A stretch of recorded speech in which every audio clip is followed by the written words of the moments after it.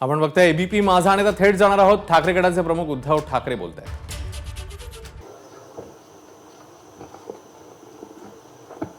सभागृहातील सर्व मान्यवर बांधवांनो आणि भगिनींनो, अजूनही माझा विश्वास बसत नाहीये की खरोखर मला समाजवादी विचाराच्या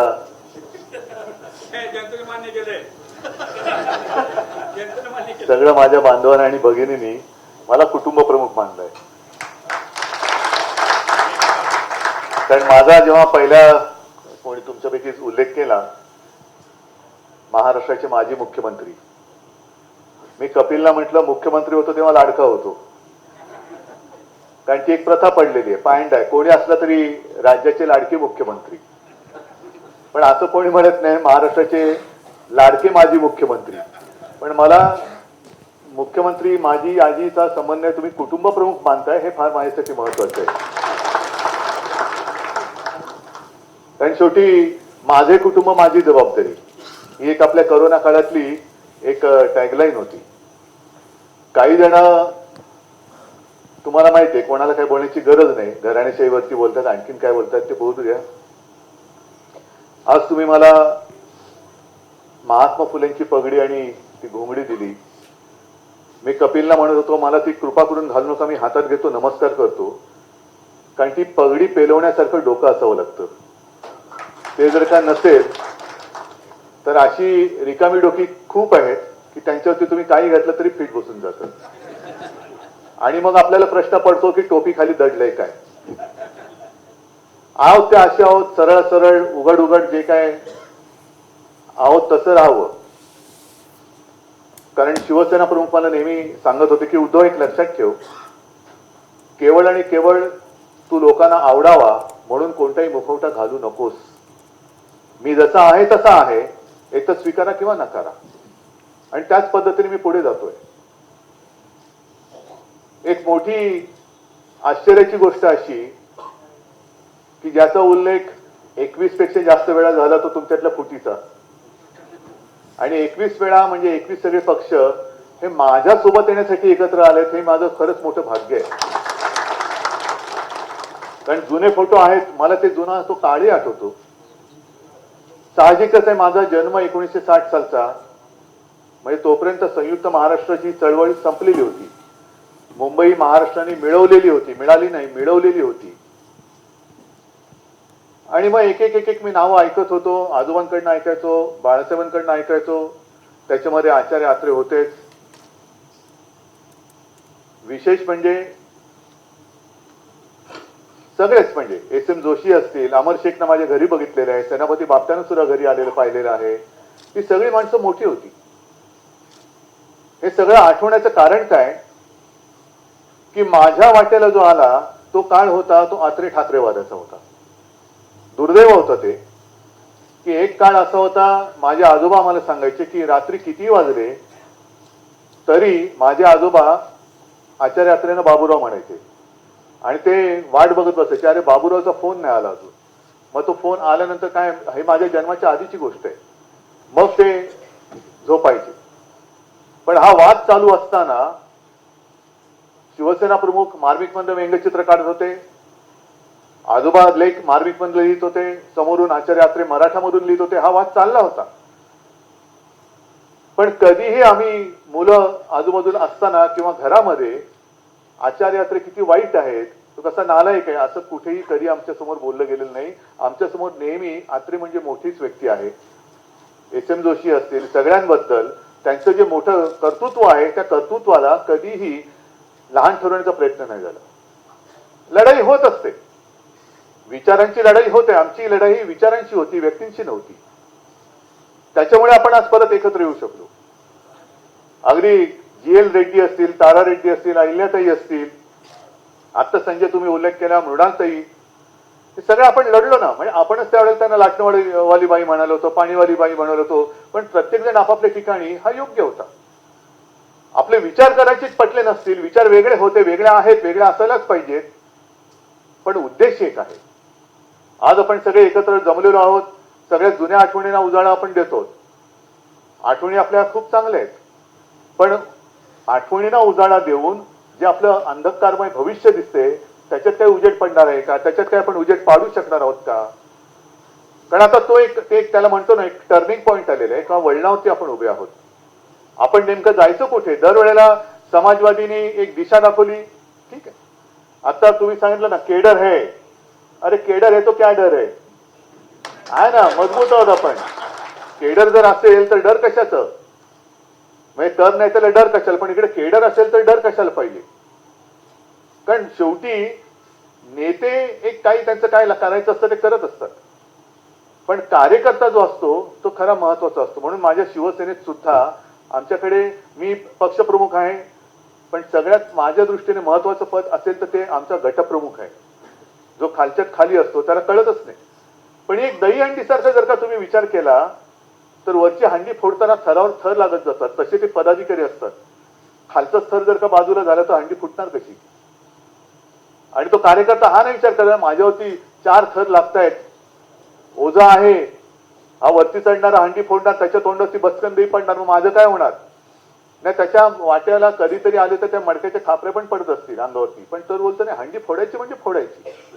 आणि ती एकच जी एक वाक्यता होती, नुसती साखळी आहे अशातला भाग नाही, ती तळागाळापासून वरपर्यंत जेव्हा एक इच्छा असते, एक जिद्द असते, तेव्हा ती हंडी फुटते.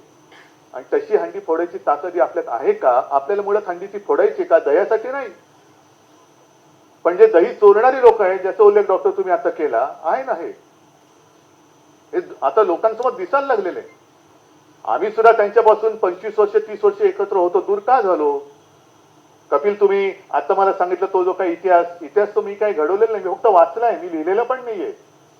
आपण इतिहास घडू शकतो की नाही कल्पना नाही, पण जो इतिहास लिहिलेला आहे तो वाचण्याची तरी आपल्यात ताकद असायला पाहिजे, आणि वाचल्यानंतर तो समजून घेऊन सुधारण्याची ताकद असायला पाहिजे, तर त्या फुल्यांच्या पगडीला अर्थ आहे, नाहीतर काय अर्थ आहे? आणि त्याच्यामध्ये ही वृत्ती कशी आहे? संजय, आपण सुद्धा बोललात की संयुक्त महाराष्ट्र असेल, स्वातंत्र्य चळवळ असेल, संघ कुठे होता? संयुक्त महाराष्ट्राच्या चळवळीत नव्हता, स्वातंत्र्याच्या युद्धामध्ये नव्हता ना, त्या रजाकारांच्या बरोबर झालं त्याच्यामध्ये कुठे होता असंही कुठे उल्लेख नाहीये. पण संयुक्त महाराष्ट्र समितीमध्ये जनसंघ होता, ज्याचा उल्लेख तुम्ही केला ना, बलराज मोदक वगैरे, तो जनसंघ होता. आणि हे लिहिलेलं मी वाचून तुम्हाला सांगतो, यदी फडक्याने लिहिलेलं आहे की त्यावेळेला त्या संयुक्त महाराष्ट्र समिती, आता जसे तुम्ही सोबत आलेला आहात, महाराष्ट्रासाठी आलेला आहात, देशासाठी आलेला आहात, तसं मुंबईसाठी सगळे पक्ष एकत्र आले होते. म्हणून मग आत्रे ठाकरे वगैरे सगळे एकत्र आले होते, डांगे होते, सगळे एकत्र आले होते. तेव्हा ती जी काही संयुक्त महाराष्ट्र समिती स्थापन झाली, त्या संयुक्त महाराष्ट्र समितीमध्ये जनसंघ घुसला होता का? आणि त्याच्यात लिहिले नाही, ती प्रत्येकाची प्रवृत्ती असते ना. का? तर यांच्या बरोबर राहून काही जागा लढवता आल्या तर पाहाव्या, यांच्या बरोबर राहिलो तर काही जिंकता आलं तर पाहावं, तेच आमच्यासोबत केलं. नाहीतर आम्ही 1987 साली जी पहिली देशातली, मला असं वाटतं पहिली पोटनिवडणूक असेल की जी हिंदुत्वाच्या विषयावरती जिंकली गेली, लढवलेली नाही म्हणत मी, जिंकली गेली म्हणतो. त्यावेळेला भाजप काय करत होता? ज्ञानेश, मला वाटतं तेव्हा गांधीवादी समाजवाद वगैरे अशाकडे भाजपा होता. पण जेव्हा त्यांना कळलं की अरे हिंदू मतं एकत्र आली तर निवडणूक जिंकू शकतो, मग आमच्या सोबत आले ते, आणि करता करता एवढे मोठे झाले की आता त्यांना कोणाची गरज वाटेनाशी झालेली आहे. ही जी वृत्ती आहे ना, ती घातक आहे. संकटाच्या वेळेला जो सोबत येतो, आज तुम्ही माझ्या सोबत आलात, तुम्ही मला सांगितलं आमचं कोणतेही मागणं नाही, भले मागितलं तर मी देऊ काही शकतो तुम्हाला, आता माझ्या हातात काहीच नाहीये, मी आज कोणीच नाहीये. अशा वेळेला तुम्ही मागू तरी काय शकता आणि मागितलं तर मी देऊ तरी काय शकतो. पण अशी जेव्हा युती होते, अशी जेव्हा मैत्री होते, तेव्हा ती मैत्री चिरकाल टिकते, जेव्हा काहीच आपल्याकडे नसते. सत्ता असताना आले येतात ते वेगळे, पण नसताना लढण्यासाठी येतात हे फार महत्वाचं आहे. ही याला खरं नातं म्हणतात. पण भारतीय जनता पक्षाची त्यावेळेला जनसंघापासूनची जी काय वाटचाल पाहिली आपण, तर जिथे जिथे एक तर दुसरं कोणाला मोठं होऊ द्यायचं नाही, दुसरा कोणी मोठं होत असेल तर एक तर त्याच्या सोबत जायचं, त्याची विल्हेवाट लावायची, त्याला संपवायचं, आणि आपण आपलं पुन्हा त्याच्यावर मोठं व्हायचं, ही यांची वृत्ती आहे. अगदी तुम्ही नितीशजींचा उल्लेख केला, आता नितीश आणि लालू एकत्र आलेत, पण त्या दोघांचं सुद्धा सरकार एकत्र चालू असताना मध्ये घुसून फोडलं कोणी होतं? यांनीच फोडलं होतं. काय फोडायची गरज होती? बरं, ते तर नितीश आणि लालूजींचं सरकार तर जाऊ द्या, शिवसेना भाजपा युती जी होती ती युती तोडायचं कारण काय होतं? काय आम्ही हिंदुत्वापासून लांब गेलो होतो? आज कदाचित आपण एकत्र आलो, तुम्ही मला बोलवलं, समाजवादीने शिवसेनेला उद्धव ठाकरेंनी बोलवलं, उद्धव ठाकरे गेले, समाजवादी म्हणजे कसे, उद्धव ठाकरे कसे, शिवसेना हिंदुत्ववादी हे कोण, ठीक आहे ना, आम्ही आलोत एकत्र. जर तिकडे गुजरातमध्ये नरेंद्र मोदी स्टेडियम मध्ये पाकिस्तानी क्रिकेटर्सवरती फुलांचा वर्षाव भाजपा करू शकत असेल, तर मी शिवसेना म्हणून समाजवाद्यांशी बोलू शकत नाही? मी का बोलायचं नाही? तुम्ही काय देशाच्या बाहेरून आलात? सरहद्दीच्या पलीकडून तुम्ही आलेलात? आपण तर इकडेच राहतो. अरे ठीक आहे, आमच्यात जे काय होते मतभेद टाकले गाडून तुम्हाला गाडण्यासाठी. काय बोलताय बोला, बोला पुढे काय बोलायचंय. आहे समाजवादी माझ्यासोबत आलेत, आहे त्याच्यात मुस्लिम लोक सुद्धा आहेत, पण ते या देशावरती प्रेम करणारे आहेत, या देशावरती प्रेम करणारे आहेत. आम्ही कुठे जाऊन म्हणजे पाकिस्तानमध्ये जाऊन आम्ही प्रचार नाही करत आहोत.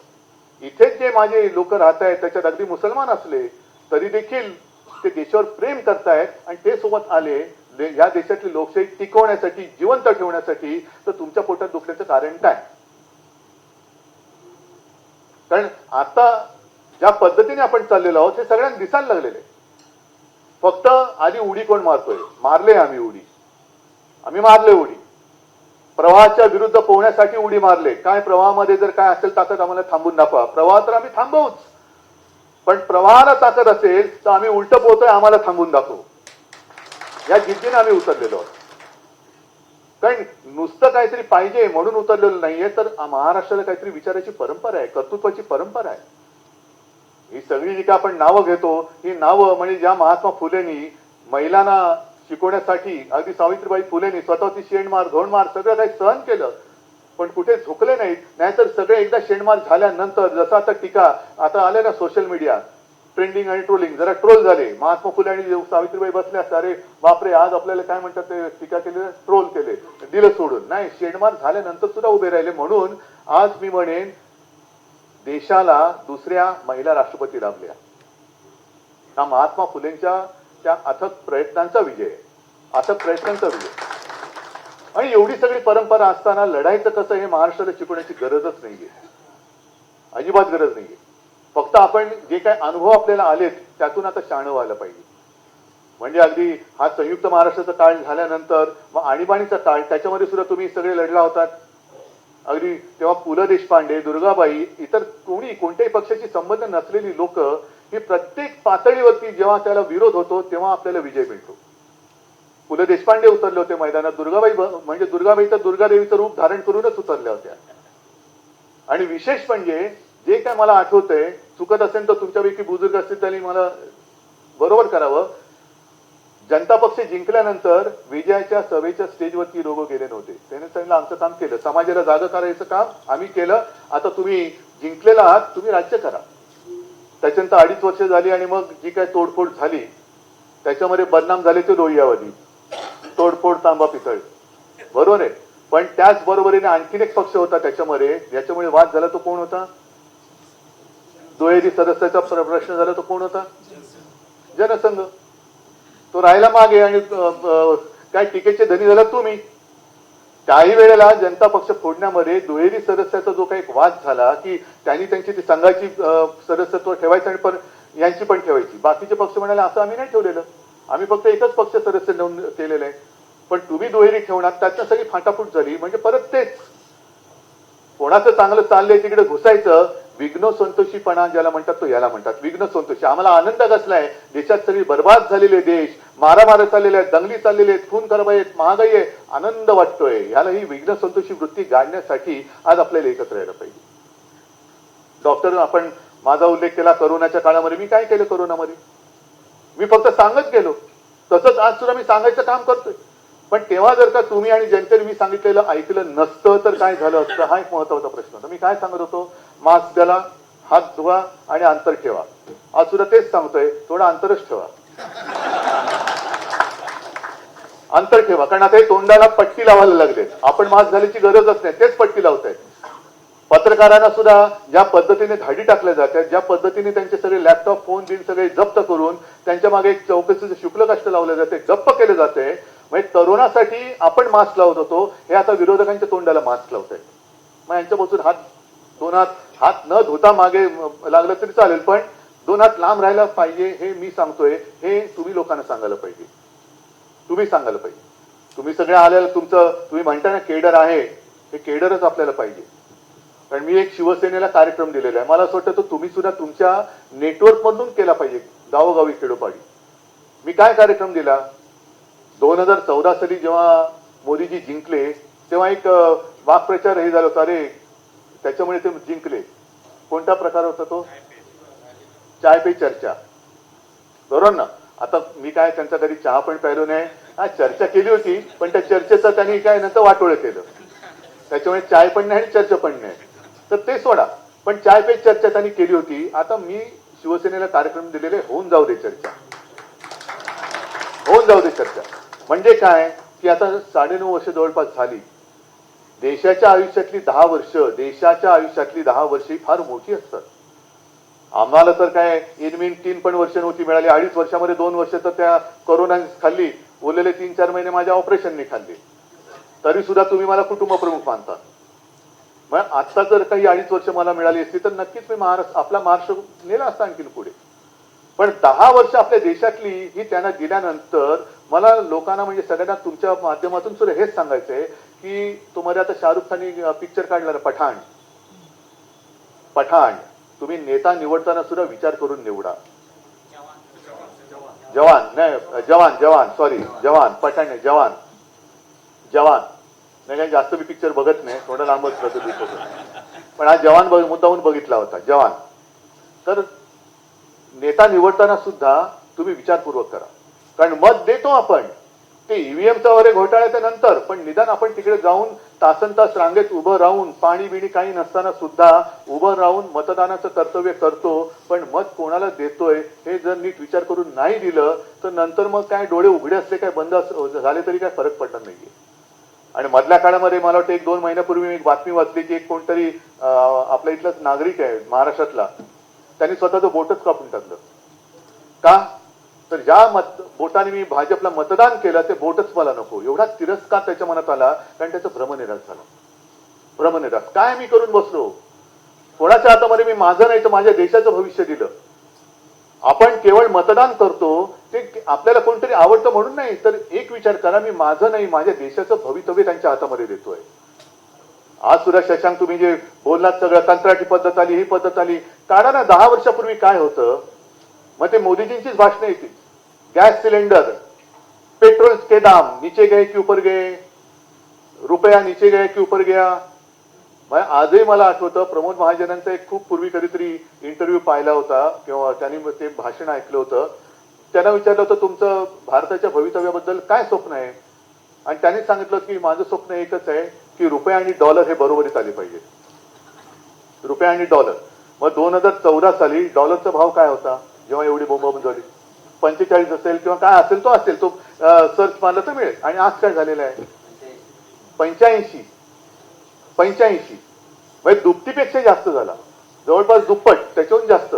तरी सुद्धा आमच्यामुळे नाही, युक्रेनचं लढाई सुरू आहे. आता आणखीन वाढलं, आमच्यामुळे नाही, ते नेत्यानेहूमुळे झालेलं आहे. पण नेत्यानेहूचं सुद्धा उदाहरण देण्याच्या बरोबरीने एक गोष्ट लक्षात घ्यायला पाहिजे, हे आत्ताचं युद्ध तिकडे सुरू झालंय, कसं झालं, काय झालंय, एवढं इस्रायल गाफील कसं राहिले, हा प्रश्न हे काही जणांच्या मनात प्रश्न आलेले आहेत.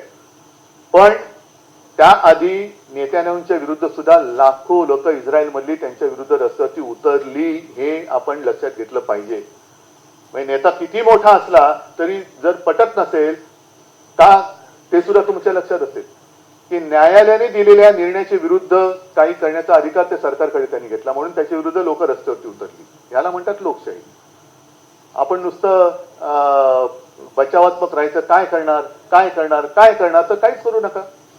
पण करणार असाल तर मीच करेन या एका जिद्दीने उतरणार असाल तर सोबत या. मीच म्हणजे मी नाही, तुम्ही स्वतः. आणि ठरलं तर करायचं म्हणजे करायचं. कारण 2012 साली जेव्हा आम्ही महापालिका लढत होतो, गोपीनाथ मुंडे आणि आम्ही एकत्र बसलो होतो, तेव्हा युती होती, आमची युती झाली होती. आणि गोपीनाथ मुंडे माझ्याकडे आले, उद्धवजी काय करायचं, आपल्याकडे नवीन काहीच नाहीये, कसं जिंकायचं. पृथ्वीराज चव्हाण तेव्हा होते विरोधात, त्यांनी सांगितलं होतं की या निवडणुकीनंतर शिवसेना दिसणारच नाही. मग एवढं सगळं वातावरण होतं, काय करायचं. म्हणजे थांबा आपण बघू काहीतरी. आणि पटकन एक शब्द लक्षात आला आणि त्याच्यावरतीच आपण जिंकलो. तो नुसता शब्द नाही तर आम्ही फोटो पण लावले. तो शब्द होता करून दाखवले. करून दाखवलं. आणि मुंबईमध्ये जी त्यावेळेला गेल्या 5 वर्षात केलेली कामं होती ती आम्ही लोकांसमोर ठेवली आणि लोक म्हणाले अरे हो हे त्यांनी केले, हे यांनी केले, हे यांनी केले. आणि त्या एका करून दाखवल्या शब्दाने पूर्ण आमच्या विरोधकांचा सुपडा साफ करून टाकला. आता आपल्याला ठरवलं पाहिजे की आम्ही करून दाखवणारच. जसं जॉर्ज साहेबांनी, कारण जॉर्ज साहेब आणि बाळासाहेबांचे संबंध फार थोड्या लोकांना माहिती असतील. विचित्र रसायने होती दोघे. म्हणजे टीका करायचे ते कडाडून टीका करायचे, पण समोर आले की एकमेकांची अरेतुरीची मैत्री. म्हणजे मी मुद्दामून सांगतो की जॉर्ज साहेब मंत्री झाल्यानंतर घरी यायचे, पण तोपर्यंत थोडे हळूहळू जरा थकायला लागले होते. मग बाळासाहेब म्हणायचे अरे जॉर्ज काय रे तुझी एकदम भेंड्याची भाजी झाली, कुठे गेला तो जॉर्ज. मग जॉर्ज साहेब काहीतरी बोलायचे, पण त्याच्यानंतर दोघं एकमेकाच्या तब्येतीची विचारपूस करायची, एकमेकाला काही औषधं सुचवायचे. म्हणजे तो असा वेगळा असा एक अनुभव होता. पण लढले त्यावेळेला एकदम टोकाला जाऊन लढले. म्हणजे त्याच्यात कुठेही नाहीये, पण ही लढाई विचारांची होती. त्याच्यामुळे व्यक्ती एकत्र राहिल्या, व्यक्ती सोबत राहू शकल्या, मैत्री कायम राहिली. पण विचार लढत राहिले. विचार नाही पटत, तुमचे नाही पटत, माझे नाही पटत. पण जॉर्ज साहेबांचं सुद्धा ते एक वैशिष्ट्य होतं.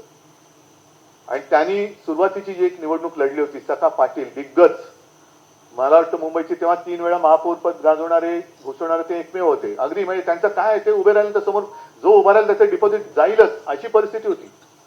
पण जॉर्ज साहेबांनी एक घोषणा दिली, आपण यांना पाडू शकतो, आपण यांना हरवू शकतो. आणि सर्वसामान्य माणसाच्या मनामध्ये तो एक अंगार आला, आत्मविश्वास आला, अरे हो मी यांना पाडू शकतो, मी याला पाडू शकतो. तसंच आपण एक केलं पाहिजे की होय आम्ही यांना पाडू शकतो, आम्ही लोकशाही वाचवू शकतो, आम्ही लोकशाही वाचवणारच, आम्ही यांना पाडणारच. हे जर देशातल्या सगळ्यांनी ठरवलं तर लोकशाही वाचवायचं काम हे होणार की नाही होणार एवढं सांगा. होऊ शकतं.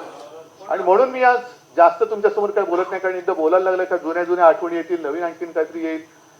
मी कपिलला एक 4 दिवसापूर्वी आलो तेव्हा म्हणालो होतो की कपिल एक लक्षात घ्या की जसं आता असं मोदी असतील आणखीन कोणी असतील जीएसटी लावतील, नोटबंदी लावली, तरी सुद्धा त्यांच्या समाजाची माणसं आपला माणूस आहे म्हणून त्यांच्यासोबत उभे राहतात. किती त्रास देऊ दे पण आपला माणूस आहे. तसंच जर का तुम्ही सगळे मराठी माणसं, महाराष्ट्रातली माणसं सगळीच महाराष्ट्रातली पण मी म्हणतोय ही जर तेव्हा देखील आणि आज सुद्धा शिवसेनेच्या सोबत उभी राहिला असतात तर आज महाराष्ट्राची ताकद काय झाली असती, महाराष्ट्राची ताकद किती उभी राहिली असती. होतात मतभेद थोडेसे होतात, काही वेळेला जागा वाटपावर होत असेल, काही वेळेला विचार पटत नसतील, हरकत नाही. पण जेव्हा आपण एकमेकाशी बोलत असतो तेव्हा एकमेकाला समजून घेऊन तुम्ही असे काय बोलताय, मी असं काय बोलतोय, हे जर का एकमेकाला जर का उघडपणाने विचारलं तर अडचण कुठे येणार आहे. आता शशांक सुद्धा बसलेला आहे, शशांक शरद राव सुद्धा त्यांच्याशी सुद्धा मी बोलणी केलेली आहे युनियनच्या वाटाघाटी.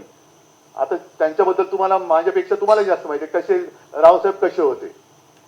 कडक माणूस, म्हणजे एकदा समोर बसला का कोणी कमिशनर असो काही असो अशी आकडेवारी एकदम तोंड पाठ की समोरचा गार व्हायचा हे थोड्या वेळ म्हणजे बघून सांगतो आणि आपले दणादण सांगत जायचे. आता त्यांचं आणि माझं व्यवस्थित जुळलं होतं तर तुझं माझं आणि यांचं माझं काय नाही जुळू शकत.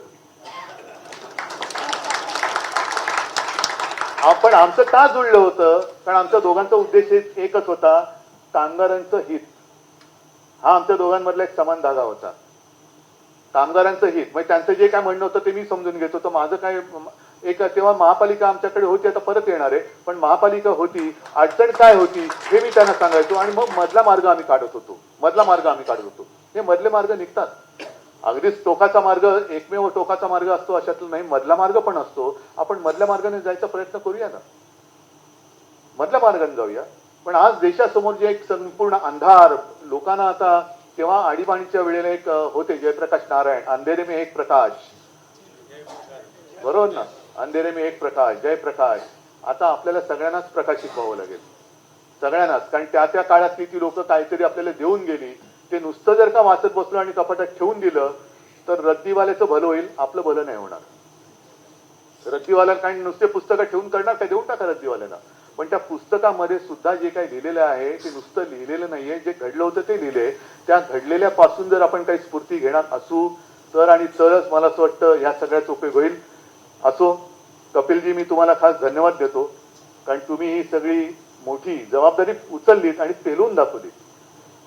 पेलून दाखवलीत आणि तुम्हाला सुद्धा सगळ्यांना धन्यवाद की ठीक आहे शिवसेना आणि समाजवादी याच्यामध्ये सुरुवातीला एकत्र आपण होतो नंतर थोडीशी नाही बरीच आपल्याला गॅप पडली अंतर पडलं पण पुन्हा एकदा नव्याने विचार करायला आणि एकत्र यायला तुम्ही सगळेजण सोबत आलात आणि मला कुटुंब प्रमुख तुम्ही मानतात हे प्रेम हे असंच कायम ठेवा मी कधीही तुम्हाला पश्चाताप होऊ देणार नाही एवढंच एक वचन देतो धन्यवाद जय हिंद जय महाराष्ट्र एबीपी माझा उघडा डोळे बघा नीट.